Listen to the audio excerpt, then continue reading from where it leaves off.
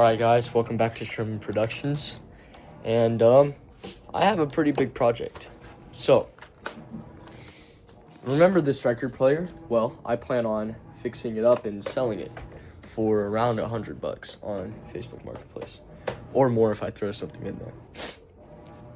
But, see that guitar? I want to get a better guitar, a Fender American Professional 2 guitar.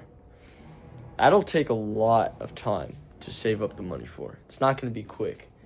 So that, number one, gives me more time to actually, I know how to play. It's just I haven't memorized the fretboard or anything, and I haven't memorized, how to put together chords, or I don't even know what a chord progression is, or how to find the,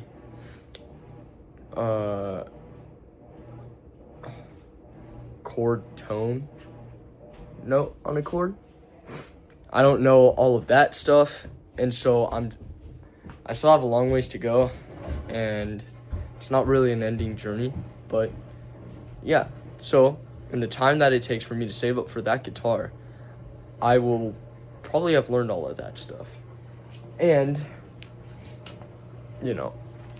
I'm a sucker for cheap stuff. I'm a sucker for finding the best deal. But something I learned today while I was at Guitar Center again was that my dad shared this with me too. It's if you stick with the cheap stuff, you're gonna end up spending more money. Cause say I'm okay, my next guitar, I want to buy a $250 Squier Sonic, which I love that Squier Sonic. I don't like how thick the neck is. I buy that $250, and then I go on to get the $1,800 Fender American Professional, and then that is $2,500. How much did I spend? $2,500 overall, when I could have just spent $1,800 if I had just saved up for the more expensive thing. Also, the more expensive thing will last longer, it'll sound better, it'll stay in tune a lot longer, while the cheap ones will not last as long. They will not stay in tune as long, and you're just gonna have to do more to keep them up. So yeah, it's my change of heart. I used to be you don't need an expensive guitar. Now I'm at this point, you kind of do.